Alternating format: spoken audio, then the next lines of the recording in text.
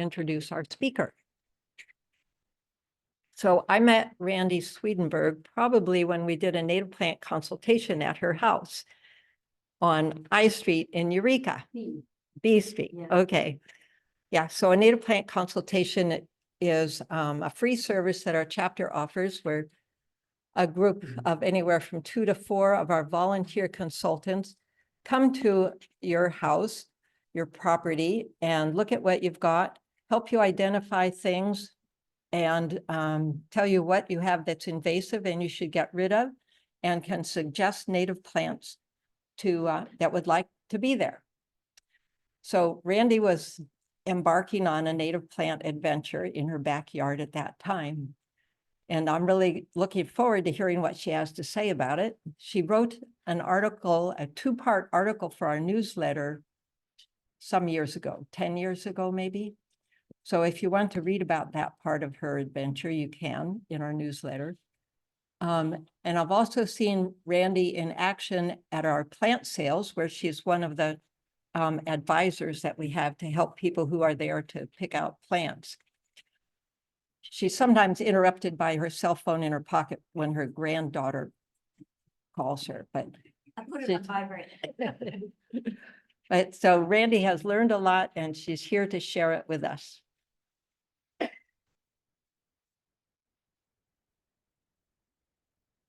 On this. All right.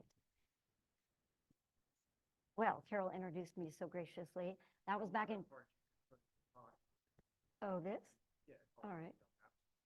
Oh, I think I might leave it there. Okay. No, I won't. That was back in 2007. So I'm really grateful for this opportunity to share my passion for gardening with California native plants and some of the mistakes and the successes that I've had. So I really appreciate this opportunity. Until I was introduced to native plants, I really had no gardening experience. I'm not a botanist. I don't have any formal training, but I just love flowers. And in 1998, my husband and I lived in Southern California, and we saw a little notice in the paper about a place called the Theodore Payne Foundation. And so we thought we'd check it out.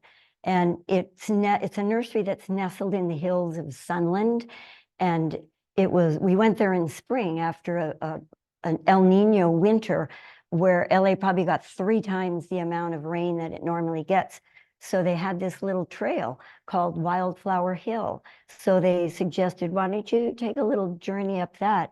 And we started walking up this hill, and I was just like, I was gobsmacked. I couldn't take more than 2 steps. What is that? What is that? And those were the days of cameras, and I'm clicking away, and I couldn't believe the delicacy, the beauty, the colors. And I was smitten, and it was love at first sight. So we went down to the nursery and we joined and became members. And I signed a sheet like the one that's passed around to be a volunteer. And I ended up volunteering in their sales yard. So I was surrounded by all these native plants that I really knew nothing about. So I would spend my time when it was slow reading all the tags and just looking at everything. I went to talks. I read books. We visited native gardens. There was it was called Rancho Santa Ana a long time ago, but I'm not sure it's got a new name. But trying to absorb as much information about native plants, because it really resonated with us, to plant in harmony with nature and to nourish what's around you. So after about a year of absorbing as much as we could, we decided that we would tear out our lawn and put in a native garden. And you can't really see how slopey it is in this picture, but it was quite a slope. So even though it wasn't a big garden, I was kind of, how am I going to do this? So I have very rudimentary sketching skills, but I drew out a little design, and my wonderful husband, who couldn't make it tonight, is incredibly talented, and he, with a lot of sweat and hard work, he built a retaining wall at the bottom and then built terraces to hold the soil back and to allow me to plant. So that big plant that you see that's the first plant that I ever planted that did not obey the instructions on the tag. It was supposed to be a Yankee Point horizontalis, and it was a verticalis. It was like 12 feet. So that was my first having to take out a plant, but absolutely not my last. So in 2007, we decided to leave LA, and we were fortunate enough to be on one of the Theodore Payne native plant tours, and that was so exciting. So we moved up to Eureka, and I knew that I'd be dealing with a whole new, grouping of plants, being on the coast where it was cool. Everything was grass. There's a privet hedge that's it was probably 15 feet tall, 6 feet wide, and then a little Catalina ironwood tree that was planted right next to the house. And the backyard was just now Paul said, don't keep pushing the button. It was just a vast expanse of grass with that hedge.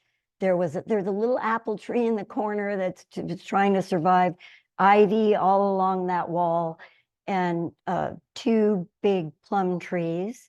They can't see you, so I'm just sort of. Oh, I okay. think it might be because. I wish I'm short. Shorter than I I could am. stand on a soapbox. So anyway, it was this huge rectangle of grass, and it was flat because I kind of felt like I had conquered the slopey thing. But I thought, well, what am I going to do with this? It was a bit overwhelming. But before we could plant, we discovered that under our house, it's an old house and it's got posts and piers. And there was like this perpetual water. It was like a lake under there all the time. And we knew that that's really not healthy for a house. So we did a little research and consulted with some folks and found out that we had to divert the rainwater that was going back under the house out into the yard. And it had to go kind of into the middle of the yard. And I was kind of annoyed because that's like prime real estate. So I was kind of disappointed, like, what? We got to fill a big basin for the water to fill. So we took out the privet hedge and revealed the lovely chain link fence. And then we had a fellow with one of those scoopy things, a backhoe. There we go. I knew I'd forget that. And dug out a swale. And we did it in the fall, so we kind of had a little bit of an idea of what it would do when it filled up. So we started to kill the grass, and then we filled the swale with gorilla mulch, the redwood shredded bark, and then filled that with rocks of various sizes because I wanted it to look a little more natural and not all unison. And then I was given a list of plants that do well in what was called a seasonal wetland, something that could live in water part of the year, but then survive the dry. So I planted several plants. I planted the bottom with a sedge. I couldn't remember the name, but and then reeds, Juncus patens and Juncus effusus all around the edge. And then on the east side, I put in a 9-bark and a red twig dogwood because I wanted to have some height and some habitat for the birds. And also beech strawberry, yellow-eyed grass, checker bloom, some camas bulbs, quite a collection of plants. And then we continued to kill all the grass in the yard. So the sedge and the reeds and the strawberries were in heaven. And the strawberries actually started to take over the whole yard. They filled up the swale. They went up on the other bank. They were headed to the other side of the yard. And I thought, okay, too successful. So I tore out in the swale. I tore out the sedges because they were spreading. And I tore out the strawberries. I left a little on the side, but they ended up, getting like a foot tall. I was fighting with them, and I'm at heart kind of a lazy gardener, so I don't want things that I have to try and corral too much.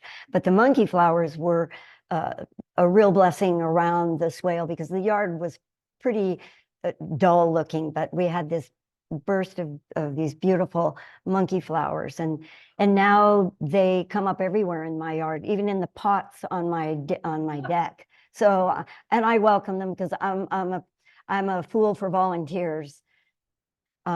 So we planted on the side of the next to the swale. I planted blueberries because I wanted to have fruit in my garden, and then there was a nice place along the side of the house. So there's well, of course, the monkey flowers. There's tall clarkia. There's low growing clarkia. There's some buckwheat. But you can see the reeds are starting to dominate. And this is a picture from above, and they just got massive. And I thought, I can't even see the rocks. It's just this huge reed patch. So I tried to take some out. I thought maybe bunches of 3 might be nice, but it was still too much. And I figured they're going to interfere with all those blueberries. The blueberries are in the little rounds with the brick. So I decided I'm going for plain old rocks. So everything got torn out. And then I turned my attention to the other side of the yard, where the neighbor's fence was, and their house shadowed a lot, and it was kind of a chaotic bit stuck anywhere kind of spot. And I had put in some Pacific reed grass, thimbleberries, those all got torn out. And it took me a while to come to decide I needed a nice big path to lead to the apple tree in the corner and to get to the blueberries. So I took a hose and I laid out a design, and my amazing husband made that happen. He lined it with metal, and then we had bricks that had fallen in an earthquake. So I lined the path with bricks. And then I chose this very light gravel. And at first I thought, oh my gosh, like that's way too bold. What have I done? I can't ask my husband to tear it all out. And then I thought, well, wait, that part of the yard was always kind of uninviting and a little dark. And then I thought, well, hey, look, it kind of matches the trim on the house. So, okay, wait, that might work. And then I started in the spring. It gave me a really great defined area to plant, and it's kind of softened the edges. And I thought, oh, I like this. Hey, I think I made the right decision. And it looked good in that part of the yard. And then the path also continued around the 9-bark and the red twig dogwood, which had gotten really big. And then it gave me another little space to plant. And then I lined that with this beautiful checker mallow. It's about 3 feet. Some of it's 4 feet tall. And I just love this flower. It's just a stunning. It's so pretty, and it blooms late in the summer when a lot of other flowers have already gone. And this was a California native vine, not particularly native to our area, but I planted it, and it's very happy, and it really drapes nicely on the fence. So then I turned my attention to the front yard, because we have a really big piece of property, and I always want the front yard to be an example, like the best example of California natives, because there's so many stereotypes about it. So this is where the neighbors walk by, this is where people come by. So I thought, in place of that privet hedge, let me have a hedgerow, like, some variety. So naively, I planted a wax myrtle, our blue blossom, our Thursiflorus, ceanothus, and then this island mallow. And for a while, it was quite lovely. I had room for my clarkia, for the sneeze weed, and some, I think it's called epilobium now, zauschneria. And then, oh my gosh, then it just got out of hand. Look at that plum tree. We had a plum tree, and everything just got massive. And I knew there was no way that I could tame that. And it was starting to encroach. I planted the Uba urza manzanita, and there was an azalea kind of buried in there. And I thought I really wanted room for flowers and showy things. And so I hired someone Chris Brandt, to dig all those out. And so I thought, well, I'll go for the cottage garden look, which I love. So I planted just a lot of, there's an azalea. I moved the azalea, farther out, and I just planted some flowering and some showy plants. And one of my favorite plants is the sneezeweed. And I just think it has a bad name because it's just got, it's this stunning plant that I think the foliage is beautiful. And as it's flowering, the little petals around I'm not a botanist, so I'm sorry, I'm not naming the plant parts, but they're lime green and then they're yellow, and they're just this amazing transition till they get to these lovely flowers.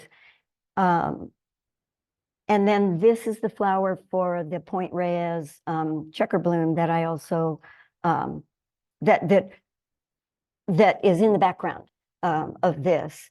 So it has these lovely horizontal splays of flowers. So things were, okay, things are coming along.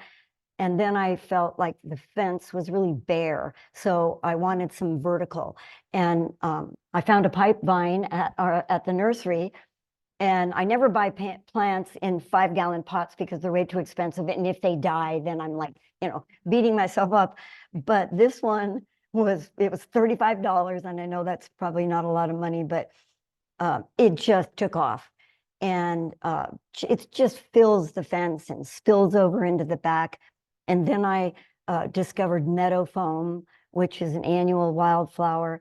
And you just can't not look at it and smile. So I switched from the cottage garden to more of ground covers because I couldn't keep up with the weeding. So I had the uva urza already, and then that Point Reyes checker bloom, and then I've got the meadow foam. And I think that the pipevine foliage is just stunning, and the flowers are just so cool. And then I found that, and it was like, what is that? Like, it's a seed pod, I'm assuming, and they started popping up all over, and it was, oh my gosh, this is an amazing plant. So this is what it looks like now. I've decided I'm going for more of a mosaic look with things kind of merging in and covering, and I have much less weeding. And I put in a mock orange. That's that one that's just starting to take off, because I really missed the vertical. So the mock orange is such a lovely flower and smells so nice. And then the meadow foam, like I say, I took spent plants from my backyard and threw them out in my front yard, just threw them on the ground. And what you saw, that's my kind of gardening. I'm lazy. Another stellar plant that I just, love, that works in so many places in my yard, is the heuchera. This is a shady spot. I have it out front. The foliage is beautiful all year round. You can get a little bit of fall color, and the flowers are one of the earliest flowers that bloom. And those lovely spring north winds, they just sway. And I just think it's a really, really good plant. And another plant that I discovered that is the stone crop. Now I'll have to, is the sedum. Yeah, the sedum.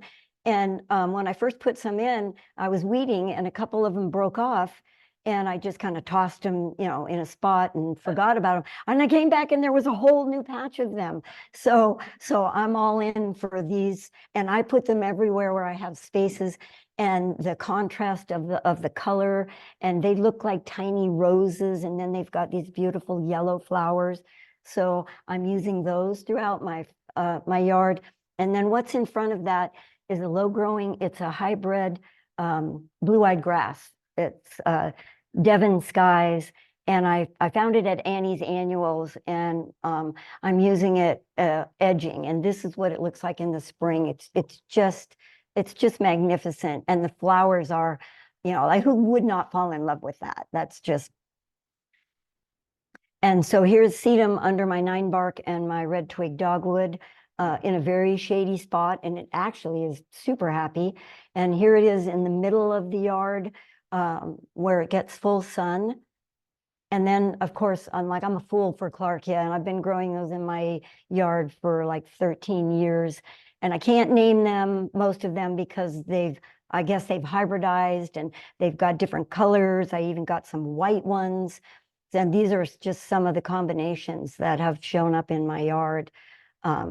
And this one I know is the mountain garland or the elegans. This one doesn't reseed as well. I have to collect the seeds and then I spread them out. And then this is a pink ribbons, which I've tried so hard. It will not reseed. And this Pismo-Clarkia, this one won't reseed either. So I have to save those seeds. And then this is just, a mass of Clarkia. I always leave space. And this is one of my favorites, this salmon pink on white. And it's just, these are just amazing. And then I am in love with the azalea, the Western azalea. I've got 6 of them. I have 4 in the front yard and 2 in the back. And every one of them is kind of a little different. And it's really interesting to see. This one is a little more pink. And I love the smell. When I walk out in the front yard, just the smell hits me. This is a pink monkey flower that I got at Annie's Annuals. And I planted it in the yard near this scarlet monkey flower. And lo and behold, I got this salmon colored monkey flower. And it was the shape of the scarlet. And then it was also the shape of the pink one. So it was like magic. And there it is in front of the checker bloom. So that was an exciting find for me. And then I'm just a big fan of the wildflowers, the annual, the blue-eyed grass, the baby blue eyes, and the cream cups. I just can't go a season without those in my yard, and tidy tips, and bird's eye gilia, and 5-spot. So the snails and slugs love them even more than I do. I cannot sow them into my garden. So I start them in flats, and we have a washer and dryer on our back porch, and we've got windows there. So it's like a little semi-greenhouse. And so I would grow them on the top. And then one day I put a rug in the washer, and all of a sudden the house is shaking. And I went out, all my little babies were on the floor. So I told my husband, we have to have a greenhouse. You got to build me a greenhouse. So he had salvaged a bunch of old windows and some beadboard from old buildings. And then he built me this lovely, lovely greenhouse. I call it a garden house now because I spend more time in it. I've allotted the plants one little side, but we hang out in there on these windy spring days when it's sunny, but it's so cold you don't want to be outside. I can go in there and it's 80 degrees and I'm loving it. So that's my little sanctuary. So this is a plant that Chris gave me. I don't know if you can tell, but this is those plants are submerged underwater. This is like in May, and the swale has filled up with rain. And this plant I have fallen in love with. It's called Tinker's Penny, and in the springtime it's bright green leaves. It's mats with these yellow golden flowers, and it's grown in the bottom and on the banks, and it just makes it look like it's a real natural, waterway. So I'm a big thank you, Chris, for those. And you can kind of see it in the background behind this camas. You can just barely see, there's like this little mat of yellow. And these camas bulbs I planted in 2010. And I wait for these every spring because they just take my breath away with they're just the color and the delicacy. This is under the 9-bark. I kind of trimmed a little bit because it was a little low to the ground. And I discovered I had forgotten that I planted these stream orchids, and they were up and blooming. And it was, it was better than Christmas. It was like, wow, forgot all about you. And then these are just pictures of the backyard during different seasons. This is like April and then May. And it's so fun to have this ever-changing, filling up, sinking in, filling up partway, exposing rocks where the birds come and bathe. And then this is May. And you can see the Tinker's Penny, how it's kind of along the banks, and it's just, I just love the look of it. And then this is June. No, that was July. And then this is August. And then this one is not our typical winter February picture. Oh, no, sorry. This is November. This is the fall. And this is where I love my blueberry plants because they really give that fall color to the yard. And it's really lovely to look at. And then this, I'll probably never see this again, but this is February of 23 when we had that snow, and that's the garden covered in snow. So, and then the next slides are just wonderful creatures that come into my yard, and when I'm lucky, I'm out there with my phone, and they're still enough, and I can get a photo. And Pete, you probably know all these critters. Yeah. So I love taking pictures. Of the and this one just stayed there with its wings open for me for the longest time. And that's monkey flower. And that's a Lilacina verbena. That's more of a Southern California native, but it'll grow here. And it's got this lovely scent, and it flowers almost all year round. And that's a little skipper that's a blue globegilia.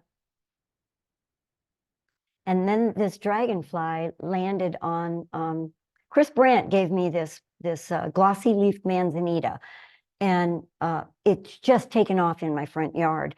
And one day in April, I was out there, and there was this little brown thing attached to a branch. And I thought, what? That looks like something belonging to an insect. So I asked my friend who's a biologist. She said, oh, that's a praying mantis nest. And you're never going to know if there's babies in there or not, because once they all come out, the nest is intact. It doesn't look any different. So that was in April. And then June, one day in my garden, I thought, I wonder what's going on with the praying mantis nest. And the luckiest person in the world, I went out there, and it was in the midst of bursting open. I actually got there when the first few were coming out. Fortunately, I carry my phone around because my granddaughter might call me with my camera, because I think of my phone as a camera. And I videoed the whole thing, and it took 20 minutes for all those that whole thing to empty. And sure enough, when it was done, I couldn't tell where they'd come out, but there must have been hundreds of them. Yeah. So I feel super lucky when those moments like they only see on PBS, when they actually happen in your backyard. And then more lovelies. And this is so cute. I did a watercolor of it because I just love the yellow and the orange. I have no idea who these, and I found out just that this last year that flies are pollinators. I didn't know that. I have a whole newfound respect for flies. What's that? That's a bee. Yes, it is a bee. It is a bee, but it reminded me of a fly.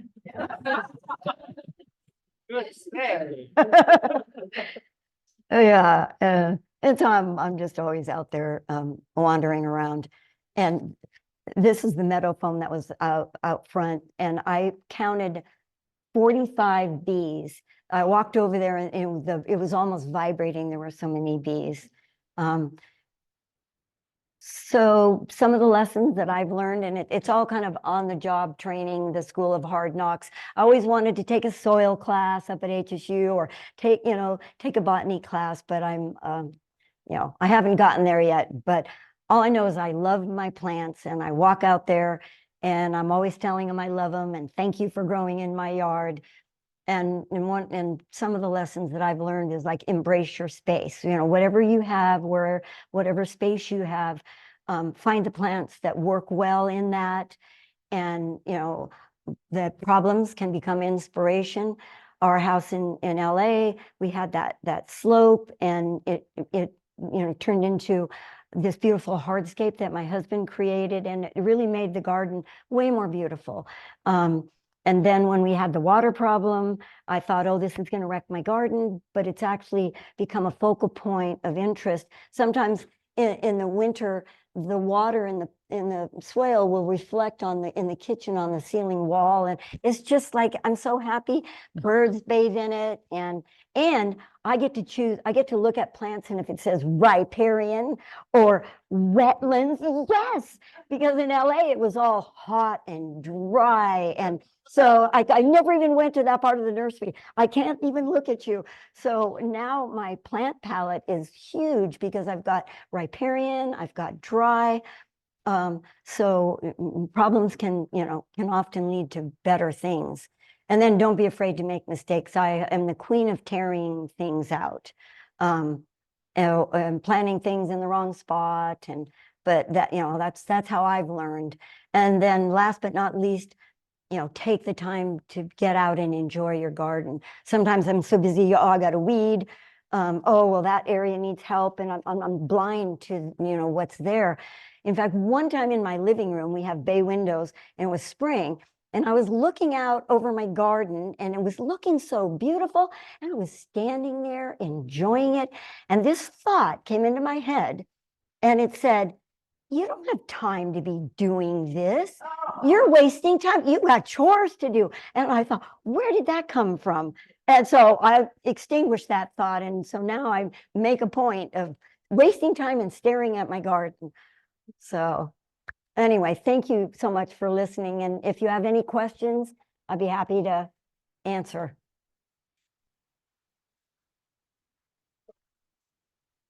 Yep. We'll leave it on a pretty picture.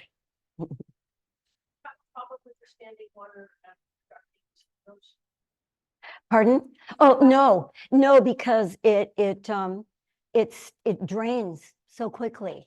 In the dead of winter, when it's rainstorm after rainstorm, it stays full for like a week, 2 weeks, but it drains so quickly that, yeah, never had trouble. Be sure to repeat the question or make, because other people can't hear. Oh, I'm sorry. So the question was, because the swale fills up with water and sits there, do we have trouble with mosquitoes? And no, we don't, because it's constantly draining and refilling and draining and refilling. Oh. It's about 60 feet wide. The house, it's 80 feet wide, the lot, and then the house sits on the north side. So it's about 60 feet and to the alley is 110. So it's about 100. It's quite a large, too much for me. Yeah.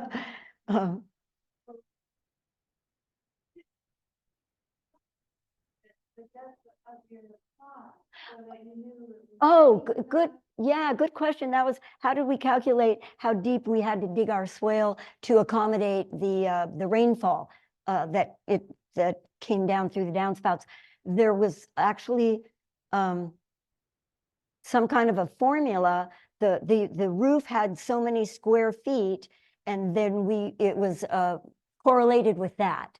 So it doesn't look very deep, but the ends on both ends, we call it the east and the west, probably 3 feet, so it's quite deep. And if it does ever overflow, which is rarely, we have a little outlet that goes to the alley that's buried. But it really accommodates pretty much all of the rainfall on that part of the roof. So yeah.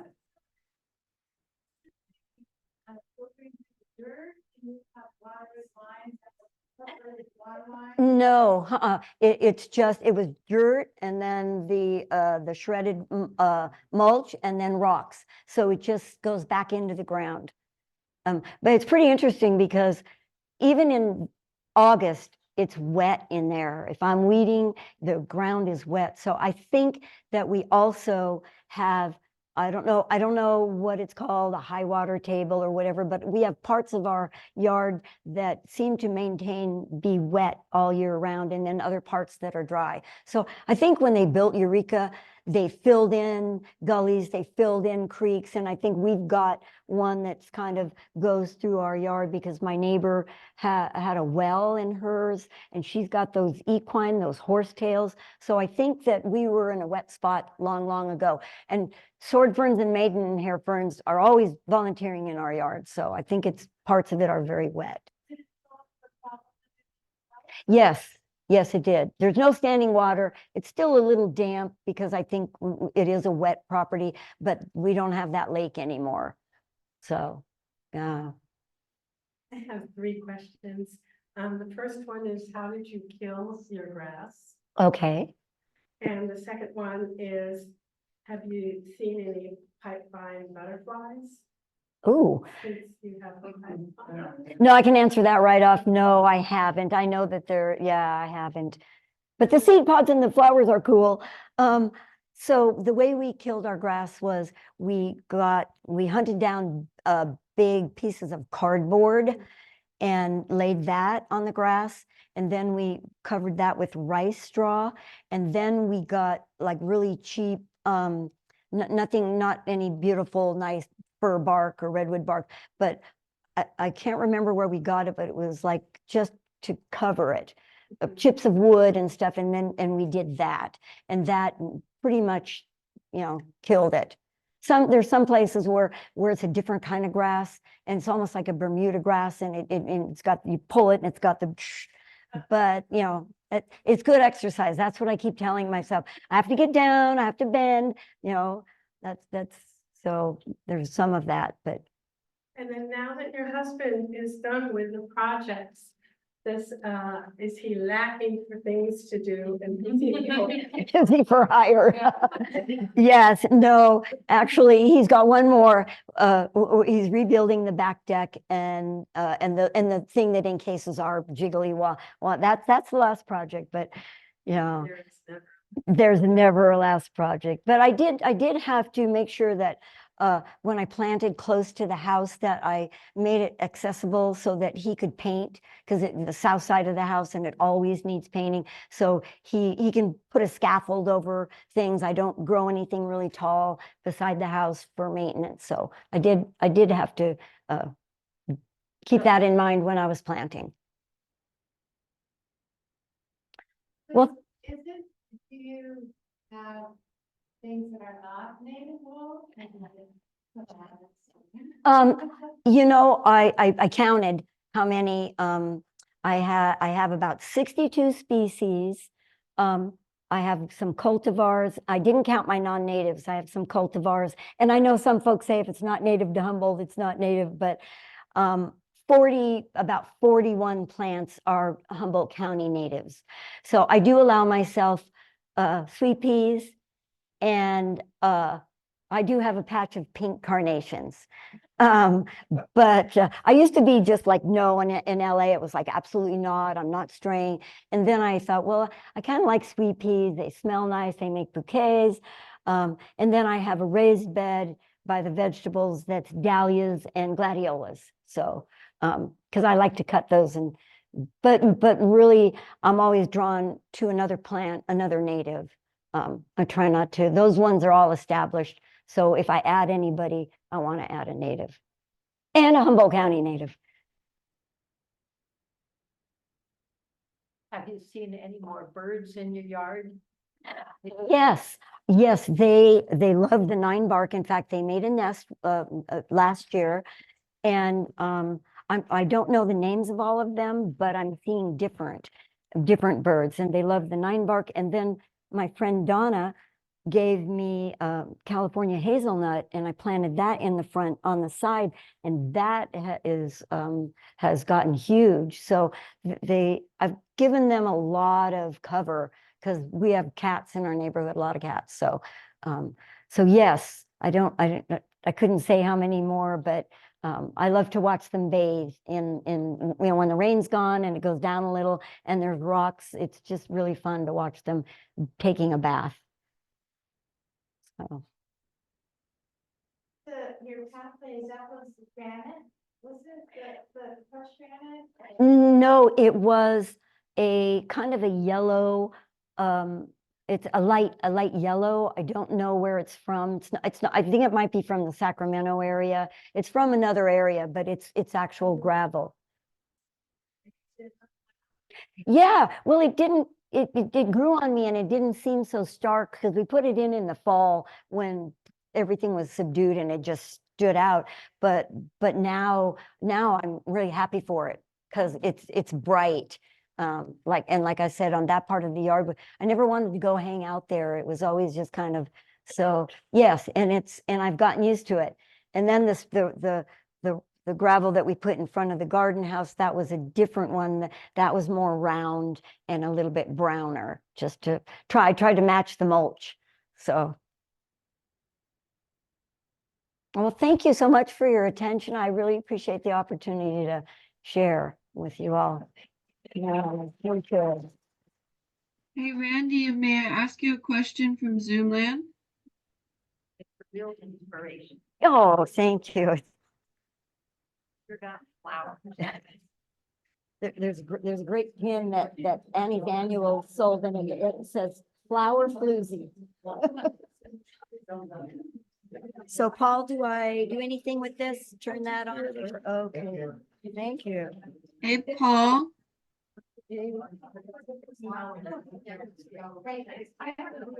Hey, Paul, can you hear me? Yeah. There's a question for Randy from Zoomland. Oh, okay. Randy, there's people who want to chat with you or talk with you Oh, here. yeah. Hi. So there's a question about the verbena that's native to Southern California. Can you repeat what that verbena was? Yeah. So did you say what is it, or? Yeah, a viewer was asking what species it was that you planted in your yard. I think it was like a Oh, okay. lilac. You know what? It's called Lilacina verbena. I believe that's the scientific name. Okay. Yeah, Thank you. yeah, and it smells lovely. And then in the chat, there's a lot of great comments about your speech today. So Paul can show you all the great comments for you in the group chat. Thank you. Well, thank you for Yeah. I Talking about great photos and inspiration. And thank you so much for Oh, presenting. you're so welcome. Thank you for listening. I appreciate it. All right. Thank you. Hi. Great presentation. Oh, thank you. What part of LA were you from? I live in Atwater Village. Oh, yeah, right along the river. Yeah, right, by the LA River. I live in Van Nuys. Okay. Yeah. When I moved, I moved in Cleveland. And I did my yard down there. Now we're gonna do our yard there. Yeah.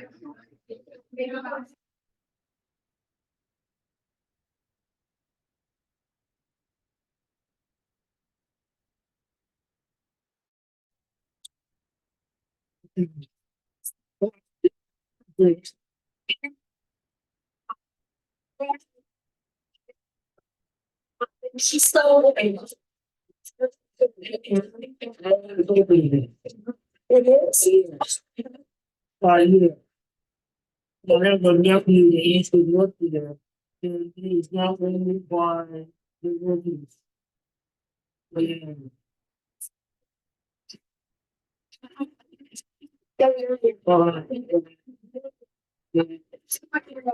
So it's a lot. Yeah.